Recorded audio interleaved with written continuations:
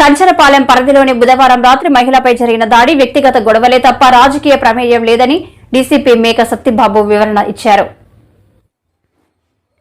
Burma క్యాంపులోని దాడి కేసులో నిందితుని arrest. ఇందులో రాజకీయ ప్రమేయం లేదు. డీసీసీ మేక సత్యబాబు. కంచరపాలెం పరిధిలోని బుధవారం రాత్రి మహిళలపై జరిగిన దాడి వ్యక్తిగత గొడవలే తప్ప రాజకీయ ప్రమేయం లేదని డీసీపీ మేక సత్యబాబు వివరణ ఇచ్చారు. ఈ మేరకు గురువారం సాయంత్రం కంచరపాలెం పోలీస్ స్టేషన్లో ఏర్పాటు చేసింది మీడియా సమావేశంలో ఆయన మాట్లాడుతూ ఈ దాడి కేసును ఓట్ల కోసం జరిగిన దాడిగా తప్పుడు ప్రచారం జరుగుతుందని విచారం వ్యక్తం చేశారు. ఈ సందర్భంగా ఆయన కేసు వివరాలను వెల్లడించారు.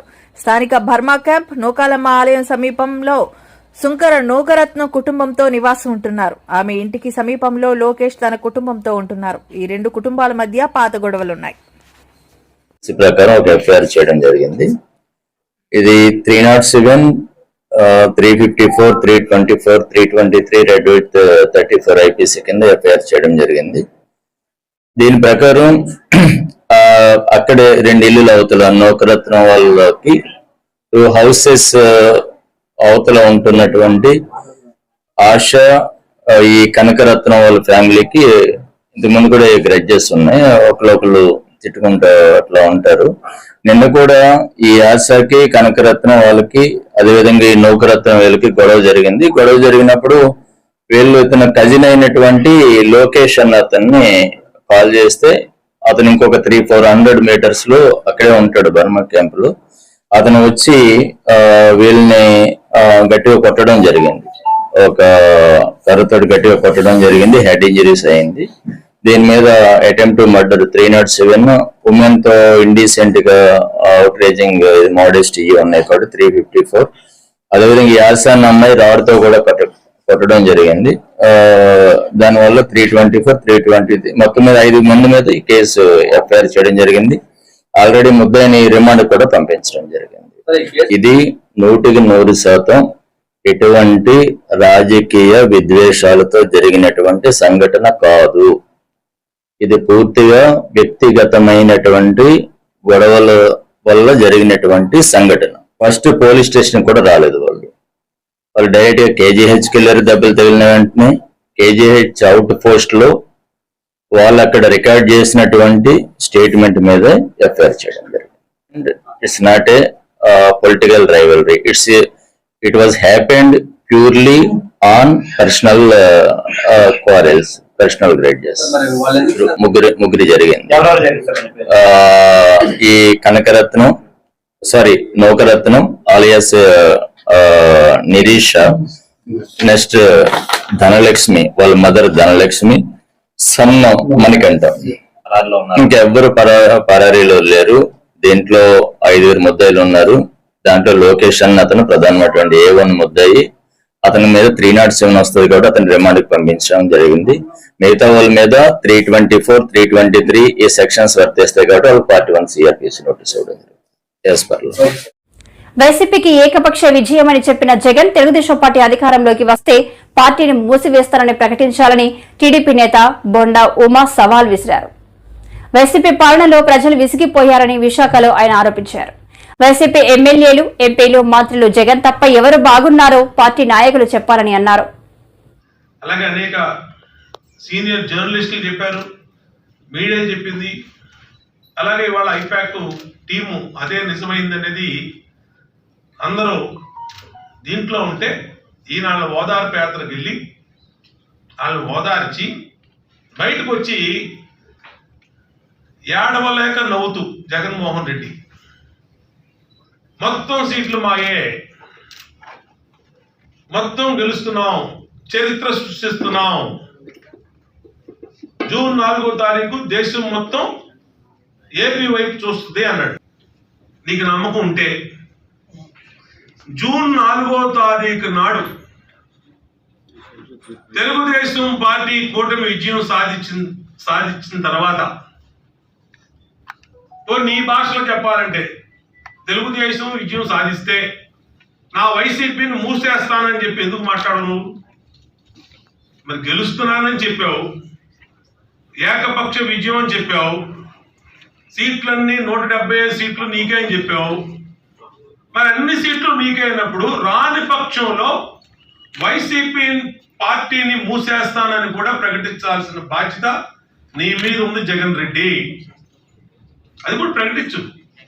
వస్తే నువ్వే ప్రజలు మ్యాండేట్ ఇస్తే, ఎవరికి మ్యాండేట్ ఇస్తే వాళ్ళు రూల్ చేస్తారు, అది వేరే విషయం. 175 సీట్లు నీదే అంటున్నావు, చరిత్ర సృష్టిస్తున్నావు అంటున్నావు, తిరగరాస్తున్నావు అంటున్నావు, ఏదేదో పెద్ద పెద్ద కోతలన్నీ కోసావు నేను ఐపాక్ ఆఫీస్లో. నువ్వు కోసిన కోతలకి నీ వెనకాల బొత్స సత్యనారాయణ ఉన్నాడు, ఒకసారి ఫోటో చూడు, ఏడుపు మొహం వేసుకున్నాడు బొత్స సత్యనారాయణ. అట్లాగే పెద్దిరెడ్డి రామచంద్రారెడ్డి. మొత్తం అయిపోయింది, ఇంకా 4 రోజుల్లో మొత్తం మనకి మన అటెండర్ కూడా సెల్యూట్ కొట్టడాన్ని ఒక నిర్ణయానికి వచ్చేసిన ఫేసులు నీ వెనకాల కనపడుతున్నాయి. నీకు ఐపాక్ ఆఫీస్ లోపల చెప్పింది కూడా అదే చెప్పారు. లోపల ఓటమి ఖాయం వైసీపీకి. వైసీపీ చేసిన అరాచక పాలన, 5 సంవత్సరాల పరిపాలన, ప్రజలు విసుగెత్తిపోయారు అన్ని రకాలుగా, ఒక రకం కాదు. ఈ వర్గం బాగుంది జగన్మోహన్ రెడ్డి పరిపాలనని చెప్పే ధైర్యం వైసీపీకి ఉందా? మా పరిపాలనలో ఈ మహిళలు బాగున్నారు, చిరు వ్యాపారులు బాగున్నారు, కార్మికులు బాగున్నారు, వ్యవసాయ రైతులు బాగున్నారు, వ్యాపారస్తులు బాగున్నారు, బిల్డర్స్ బాగున్నారు. ఒక్క వైసీపీ పార్టీ ఎమ్మెల్యేలు, మంత్రులు, ఎంపీలు జగన్మోహన్ రెడ్డి తప్పితే ఈ రాష్ట్రంలో బాగుంది ఎవరో కొన్ని వైసీపీ చెప్పానండి చెప్పే. Madhurawada YSR ACA VDCA stadium B ground లో మధురవాడ క్రికెట్ అసోసియేషన్ ఆధ్వర్యంలో ఎంపీఎల్ సీజన్ 2 టోర్నమెంట్ శుక్రవారం ప్రారంభమైంది. ఈ సందర్భంగా క్రికెట్ అసోసియేషన్ సభ్యులు మాట్లాడుతూ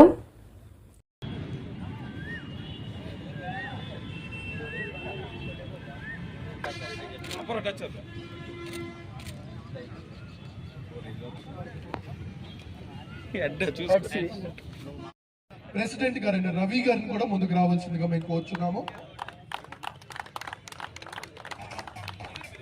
చెప్పాలంటే కొంతమంది లైక్ మైండెడ్ పీపుల్, కొంతమంది ఐడియాస్ కలిసి ఒక మధురవాడ ప్రీమియర్ లీగ్ జరిగింది. కానీ ఈ ఇయర్ నుంచి ఒక అసోసియేషన్ మధురవాడ మన అనే వండర్ఫుల్ ఆర్గనైజేషన్ లీడింగ్. సో ఈ సమయంలో ఉన్న ప్లేయర్స్ ని అలాగే పార్ట్నర్స్ ని అందరినీ ఉద్దేశించి చీఫ్ గెస్ట్ అలాగే ఏబీ గ్రూప్ చైర్మన్ అయిన డాక్టర్ స్వరూప్ గారిని మాట్లాడవలసిందిగా కోరుచున్నాం. ఎంపీఎల్ స్టార్టింగ్ డేకి ఇచ్చేసిన మీ అందరికీ కూడా ఏబీ గ్రూప్ తరఫున మీ అందరికీ congratulations and all the best you all the teams. ఈ ఎంపీఎల్ ఇంకా బాగా జరగాలని మనస్ఫూర్తిగా కోరుకుంటున్నాం. Thank you.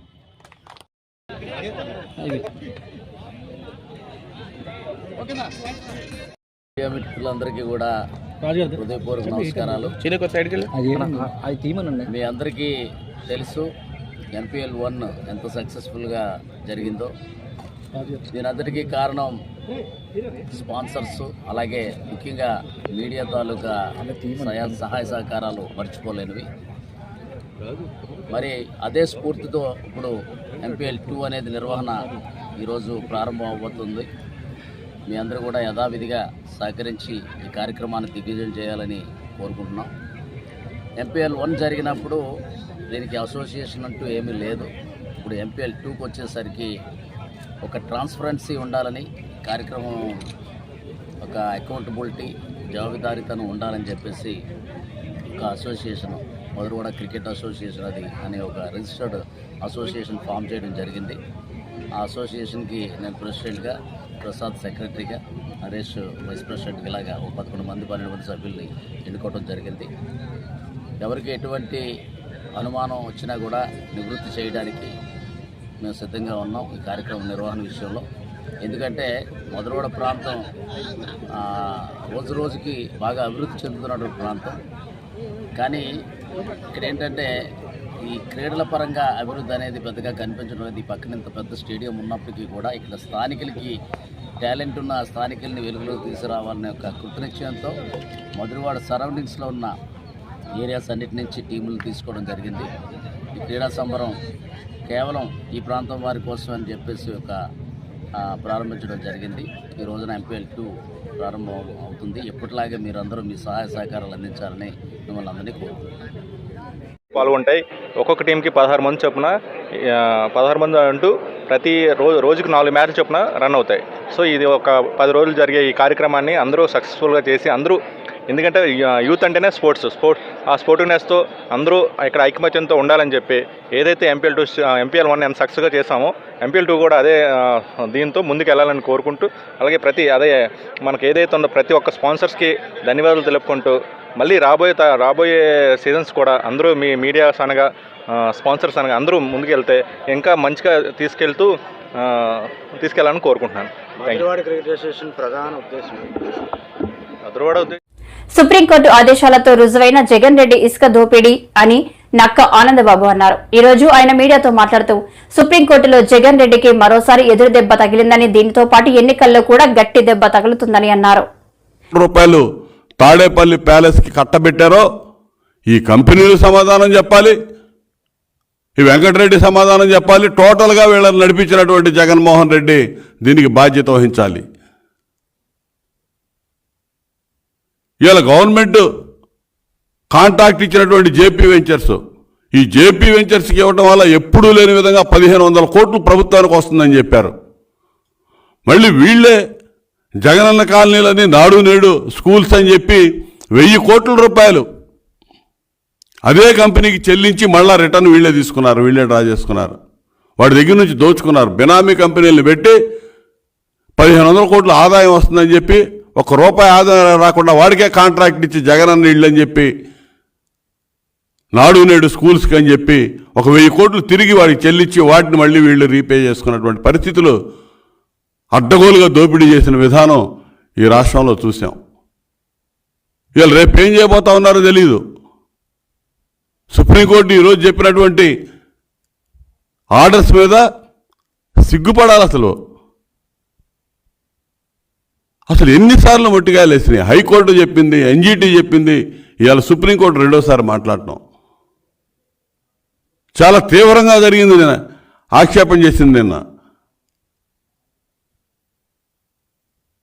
అసలు ఎవడు బాధ్యత వహిస్తాడు? వీటన్నిటికీ సమాధానం ఎవడు చెప్పాలి?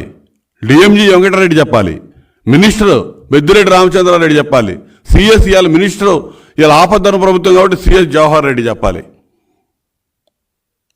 ముఖ్యమంత్రికి తాబేదారుగా పనిచేస్తున్నటువంటి ధనంజయ రెడ్డి చెప్పాలి. వీళ్ళందరూ ఈ దోపిడీలో పాత్రదారులు, సూత్రధారులు.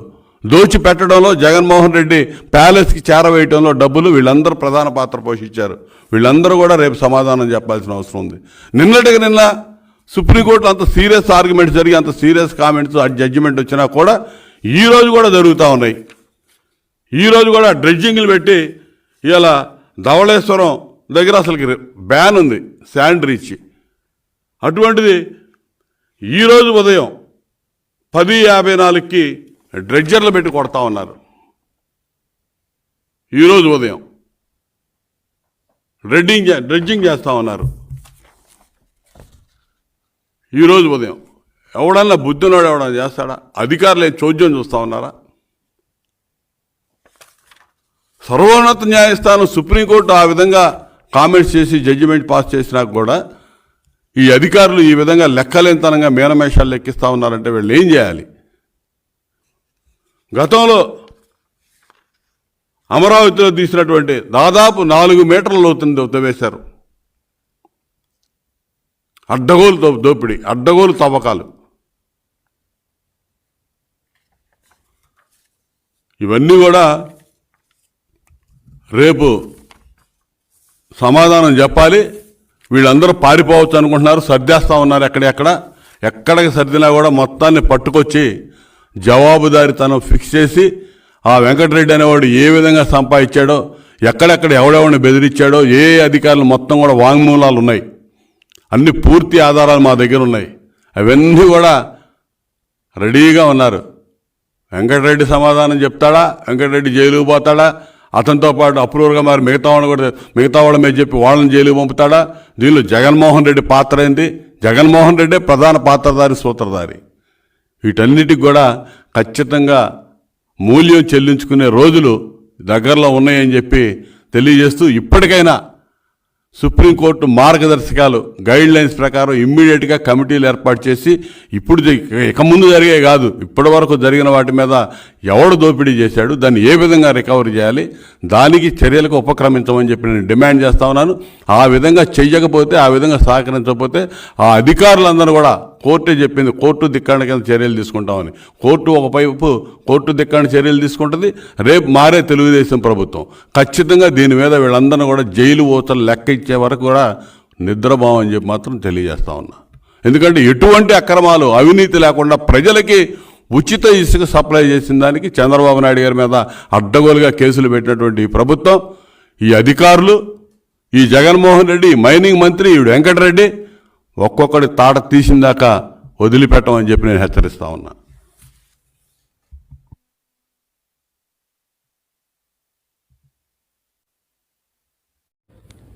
ఉత్తర వైసీపీ పార్టీ శ్రేణుల ఆత్మీయ సమావేశంలో కేకే రాజు జరిగిన ఎన్నికల్లో పార్టీ కోసం ఎండనక వాననక రాత్రింబవళ్లు కష్టపడి పనిచేసిన కార్యకర్తల కష్టాన్ని ఎప్పటికీ మరవనని విశాఖ ఉత్తర నియోజకవర్గం ఎమ్మెల్యే అభ్యర్థి శ్రీ కేకే రాజు అన్నారు.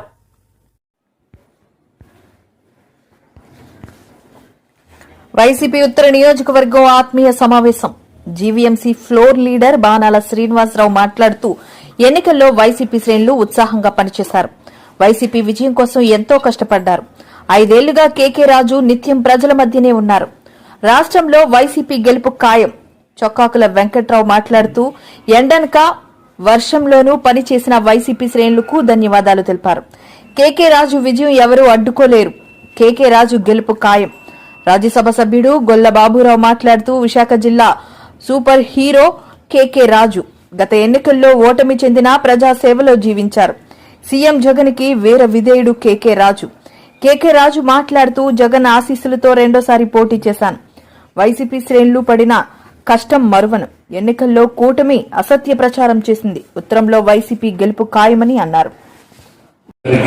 ఉషశ్రీ గారికి, కామేశ్వరి గారికి, అలాగే రజనీ గారికి, వెంకటలక్ష్మి గారికి, చంద్రయ్య గారికి, కాగూరు గారికి, సుశీల గారికి, శ్రీనివాస్ గారికి, ఆనంద్ సింగ్ గారికి, ప్రతి నాయకు కూడా చేతులు నమస్కరించి తెలియజేస్తున్నారు.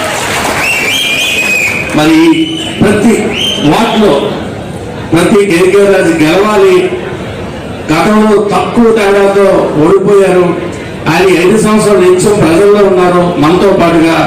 మరి ఆయన గెలాలి, ఆయన గెలిపించుకోవాలనే తపంతో ప్రతి వ్యక్తి కూడా ఇందులో కష్టపడ్డారు. ఇందులో ఏ వ్యక్తి కూడా కష్టపడదని చెప్పలేం. అది ఆయన కూడా మాకు చెప్పడం జరిగింది. కాబట్టి మీరందరూ ఉంటేనే నేను ఉన్నానని చెప్పి ఆయన మాకు చెప్పడం జరిగింది. దయచేసి ఈ నాయకత్వాన్ని రాబోయే రోజుల్లో కంటిన్యూగా మనం ప్రతి ఎమ్మెల్యే దీంట్లో కూడా ఆయనే మనం గెలిపించుకోవాలని చెప్పి, ఇలాంటి నాయకత్వం మనకు అవసరం అని చెప్పి తద్వారా మన ముఖ్యమంత్రి జగన్మోహన్ రెడ్డి గారిని మనం చేసుకోవడానికి అవకాశాలు ఉంటాయి. కాబట్టి మరి మీ అందరికీ మరి పేరు పేరున ధన్యవాదాలు చేస్తూ తెలియజేస్తూ సెలవు తీసుకుంటున్నాను. మరి ఎలక్షన్లో ప్రతి కార్యకర్త దగ్గర నుంచి నాయకుల వరకు కూడా అందరూ కూడా కష్టపడ్డారు. ప్రతి నిమిషం కూడా వాళ్ళు మన ఎలక్షన్ గురించి జగన్మోహన్ రెడ్డి గారు ప్రభుత్వం రావాలని వాళ్ళు తప్పించి మరి ఇన్ని రోజులు ఎలక్షన్ చేశారు. వాళ్ళందరికీ మనం థ్యాంక్స్ చెప్పాలి అని ఈరోజు కార్యక్రమం పెట్టారు. దీనికి పెద్దలు, గౌరవనీయులు, మరి మన రాజ్యసభ సభ్యులు, డైనమిక్ లీడర్ చూసారా, డైనమిక్ ఎలా వేశారైనా ఆయన యాంగిల్ మరి బాబురావు గారికి, అలాగే ఈ కార్యక్రమానికి కేకే రాజు గారికి,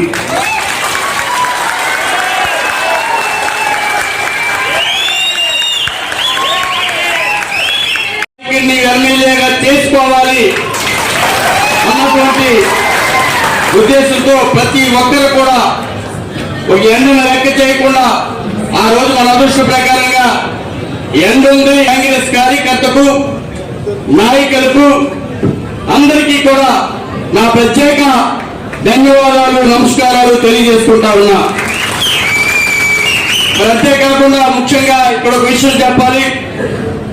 ఏదైతే కేకే రాజు గారు పంపించినటువంటి నాన్ పొలిటికల్ ఏదైతే అబ్జర్వర్స్ ఉన్నారో వాళ్ళ వ్యాపారాలను కూడా పక్కన పెట్టి, ఎవరైనా ఉంటే వారు కూడా వ్యాపారాలను పక్కన పెట్టి ఈ నెల రోజుల పాటు మనతో వాటిల్లో మరి రిస్క్ బేర్ చేసి కూడా ఇటువంటి ఏకైక లక్ష్యంతో జయంతో నిజంగా పనిచేసినటువంటి చక్కటి మనిషి యువకుడు చెప్తున్నాను. ఈ రోజున నార్త్ కాన్స్టిట్యున్సీలో 25 నుంచి 30,000 మెజారిటీ, 25,000 నుంచి 30,000 మెజారిటీ నాకున్నటువంటి పరిజ్ఞానంలో నేను చెప్తున్నాను. ఒక ఓటు తగ్గితే నిజంగా మీ అందరికీ కూడా క్షమాపణ చెప్పుకుంటాను. నిజంగా నేను అందరూ కూడా చెప్తున్నాను, 25 నుంచి 30,000 మెజారిటీ నార్త్ కాన్స్టిట్యున్సీకి తప్పనిసరిగా వస్తాయని నేను నమ్ముతున్నాను. జగన్మోహన్ రెడ్డి గారికి నిజమైనటువంటి విజయుడు, నిజమైనటువంటి సేవాపరుడు, ఈ పార్టీకి నిజంగా కార్యకర్త ఎవరైనా ఉన్నారంటే అది నిజంగా విశాఖపట్నం సిటీలో కేకే రాజు గారు అని చెప్పి నేను నమ్ముతున్నాను. నిజంగా ఈ రోజున లేకపోతే మనకు అదృష్టం ఏంటంటే ఆ యొక్క ల్యాండ్ టైటిలింగ్ కూడా మనకు లేదు. అర్బన్ లో ల్యాండ్ టైటిలింగ్ తక్కువ. అర్బన్ లో మన పార్టీని ఎంత దారుణంగా వాళ్ళు మోసం చేశారంటే గ్రామాల్లో ల్యాండ్ టైటిలింగ్ యాక్ట్ ఇంప్లిమెంట్ కాకుండానే వాళ్ళు అనేక రకాలుగా వాళ్ళు చాలా మోసం చేశారు ప్రతిపక్ష పార్టీ వాళ్ళు. నేను మీ అందరికీ కూడా మనవి చేస్తున్నాను, అదృష్టం మీ అందరికీ కూడా కలుగుతుందని చెప్పి నేను భావిస్తున్నాను. జన్మనిస్తే ఈ రోజు మళ్ళీ రెండోసారి నేను అభ్యర్థిగా నిలబడటానికి జగన్మోహన్ రెడ్డి గారు నాకు ఆశీర్వదించడానికి అన్ని రకాలుగా కూడా సహాయ సహకారాలు అందించి నాకు పునర్జన్మనిచ్చిన వైఎస్ఆర్ కాంగ్రెస్ పార్టీ కుటుంబ సభ్యులందరికీ కూడా పేరు పేరున ఉదయపూర్వక ధన్యవాదాలు, నమస్కారాలు తెలియజేసుకుంటూ ఈరోజు మొన్న జరిగిన ఎన్నికల సమయంలో ఈరోజు మీ అందరూ కూడా ప్రతి ఒక్కరు కూడా మీరే అభ్యర్థి అనే విధంగా ఏ విధంగా పోరాటం చేశారనేది మనందరికీ కూడా తెలిసిందే. మీరు చేసిన పోరాటానికి, మీరు పార్టీ కోసం కష్టపడి తీరుకి, మీరు పడిన కష్టం కృషికి తప్పకుండా నేను ఆజన్మాంతం కూడా మీ అందరికీ కూడా రుణపడి ఉంటానని, తప్పకుండా ఆ రుణాన్ని ఉంచుకోకుండా తప్పకుండా మీలో ఒక్కడిగా, మీ కుటుంబ సభ్యుడిగా నాకున్న ప్రతి అవకాశాన్ని, ప్రతి అధికారాన్ని కూడా రేపు గౌరవ ముఖ్యమంత్రి వర్యులు శ్రీ వైఎస్ జగన్మోహన్ రెడ్డి గారి సారథ్యంలో, జగన్మోహన్ రెడ్డి గారి ఆశీస్సులతో ప్రతి ఒక్కరికి వైఎస్ఆర్ కాంగ్రెస్ పార్టీ కుటుంబ సభ్యులందరికీ కూడా మీ శ్రేయస్సు కోసం, మీ ప్రయోజనార్థం నాకున్న ప్రతి అవకాశాన్ని, ప్రతి అధికారాన్ని కూడా నిస్వార్థంగా, నిజాయితీగా మీకోసం పాటుపడతానని మీ అందరికీ కూడా నేను మాటిస్తున్నాను.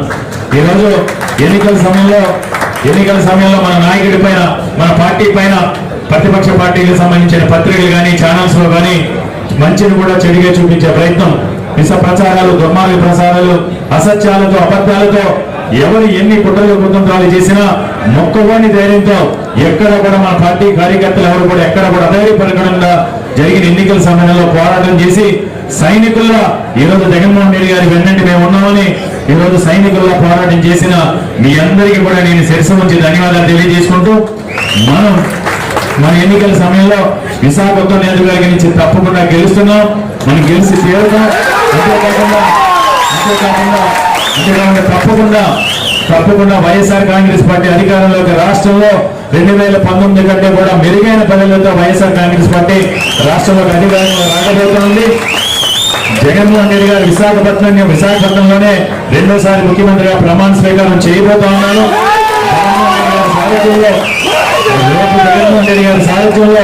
జగన్మోహన్ రెడ్డి గారి సారథ్యంలో దశాబ్దాలుగా గత పాలకుల నిర్లక్ష్యం వల్ల వెనక్కి వెంటబడి ఉత్తరాంధ్ర ప్రాంత ఆత్మాభిమానాన్ని, ఆత్మగౌరవాన్ని కూడా కాపాడుకునే విధంగా ఈ దేశంలోనే అగ్రగామి నగరంగా విశాఖపట్నం, ఈ దేశంలోనే అత్యంత అభివృద్ధి చెందే ప్రాంతంగా ప్రపంచ పదంలో కూడా నిలిచిపోయే విధంగా ఉత్తరాంధ్ర ప్రాంతం జగన్మోహన్ రెడ్డి గారి సారథ్యంలో రేపు అభివృద్ధి చెందబోతా ఉంది. ఇది అక్షర సత్యం. ఇది జరిగి తీరుతుంది. ఇది 100% కూడా జరిగి తీరుతుంది. ఎందుకంటే ఈరోజు ఉత్తరాంధ్ర ప్రాంతం